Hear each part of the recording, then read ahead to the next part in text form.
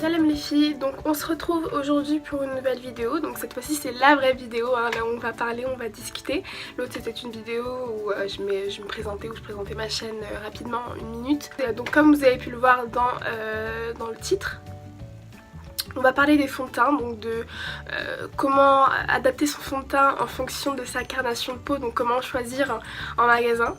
Donc c'est très dur de choisir un fond de teint en magasin, surtout quand on tombe sur des vendeuses, des conseillères en maquillage qui sont pas très compétentes par moment. Il y en a, mais il y en a beaucoup aussi qui savent pas trop comment conseiller un bon fond de teint, et puis après il faut avouer que c'est super difficile, surtout quand c'est pas notre propre peau. Alors avant de commencer la vidéo, je vous invite à vous abonner, à aller me suivre sur Instagram, donc tout sera écrit en barre d'infos dans tous les cas, et on va pouvoir commencer la vidéo. Alors le premier conseil c'est d'utiliser, donc de tester son fond de teint en magasin sur le bas de la joue, juste ici entre le cou et donc le visage, tout simplement pour pouvoir en fait voir s'il y a une certaine démarcation au niveau des couleurs, et en fait pour pas avoir un effet orange sur le visage et avoir le cou tout blanc. Alors deuxième conseil pour pas se tromper dans la teinte de son fond de teint, vous savez dans vos fonds de teint il y a souvent écrit je sais pas moi, numéro 22, jaunâtre ou rosé ou doré. Et en fait c'est juste vos sous-teintes en fait. Parce qu'il y a la couleur du fond de teint, mais il y a des petits pigments à l'intérieur et qui vont en fait à certaines personnes. Et c'est ce qui va donner en fait l'effet orangé. C'est ce qu'on essaie d'éviter. Donc il y a 3 règles qui sont simples.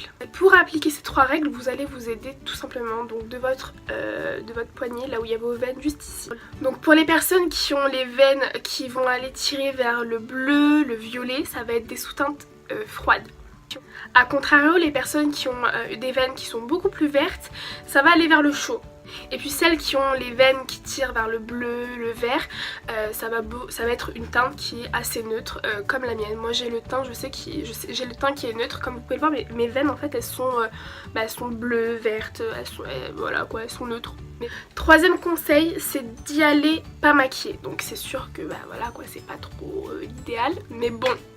C'est mieux d'y aller sans maquillage, comme ça surtout pour les débutantes qui ne savent vraiment pas leur carnation de peau, c'est mieux d'y aller sans maquillage et d'essayer directement le fond de teint sur votre visage, donc avec l'aide d'une conseillère en maquillage.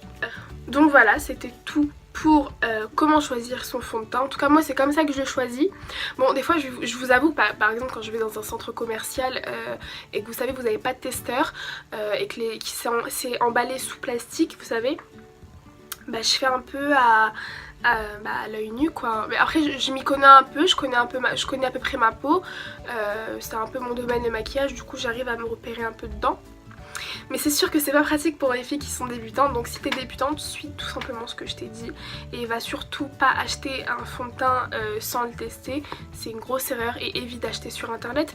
Dans tous les cas, c'est soit t'as la bonne teinte, soit elle est trop claire ou soit elle est trop foncée, donc autant se déplacer et ne pas gaspiller son argent, surtout qu'il y a des fonds de teint qui sont hors de prix. Donc on va faire un petit bonus, je vais vous expliquer comment moi j'applique mon fond de teint. Alors pour bien appliquer son fond de teint c'est super simple. Déjà de 1, si t'es débutante c'est mieux de commencer du haut vers le bas. Parce que en fait en faisant ça tu vas éviter d'oublier une zone en fait, tu vois. Parce que si tu oublies une zone ça va faire comme quand tu vas vouloir poudrer ton visage, ça va faire comme une trace d'auréole. Et ça va être immonde. Ensuite, utilise un beauty blender. Sincèrement, c'est le meilleur outil qui existe au monde pour appliquer le fond de teint en fait. Si vraiment t'es débutante, vaut mieux te baser sur ça. C'est le plus pratique et moi personnellement j'utilise ça la plupart du temps. Pour appliquer le fond de teint, tu commences vers le centre de ton visage. Donc soit vers le haut, vers le bas. Mais bien sûr, tu commences par le centre. Ça veut dire... Parce qu'en fait, tes imperfections vont plus être sur le centre de ton visage, donc par exemple sur les joues, là c'est là où tu vas avoir tes rougeurs, tout ça, et tu vas commencer à tapoter et aller tirer vers l'extérieur. Tu fais la même chose de l'autre côté de ton visage, bien sûr tout ça avec douceur et délicatesse s'il vous plaît. Ne faites pas ça à l'arrache en étirant avec votre éponge, parce qu'en fait ça va faire juste des traits, ça va faire un effet plaqué, ça va être horrible, tellement moche, ça va faire des traits, des démarcations. Et attention au fond de teint qui s'oxyde, il faut quand même aller assez vite parce que si tu poses ton fond de teint et que tu le laisses comme ça pendant 10 minutes et que après tu veux venir l'estomper, ça va être super compliqué parce que tu vas avoir une grosse tache qui sera peut-être orange pour le coup parce que tu l'auras laissé s'oxyder sans que tu aies eu le temps en fait de l'appliquer quoi. Donc comme dernier conseil, ce que je peux te dire, c'est que si tu as une peau qui est à problème, donc que tu as des rougeurs, des traces d'acné, de l'acné, je te conseille d'aller vers des fonds de teint qui sont beaucoup plus couvrants, donc des fonds de teint qui sont plus épais. Bien sûr, t'inquiète pas, c'est pas parce que tu as un fond de teint qui est épais que ça va faire directement effet plâtre.